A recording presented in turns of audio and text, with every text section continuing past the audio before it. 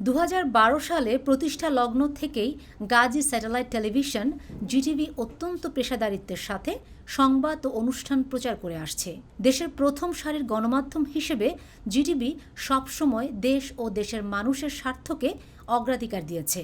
গত 26শে ডিসেম্বর 2024 তারিখে পাকিস্তানের সেনা কর্মকর্তারা বাংলাদেশ সেনাবাহিনীকে প্রশিক্ষণ দিবে ভারতীয় গণমাধ্যমের বরাতে এ সংক্রান্ত একটি কন্টেন্ট জিটিভি ডিজিটালে আপলোড করা হয়। বিষয়টি কর্তৃপক্ষের দৃষ্টিগোচর হওয়ার সাথে সাথে কন্টেন্টটি অনলাইন প্ল্যাটফর্ম থেকে মুছে ফেলা হয়।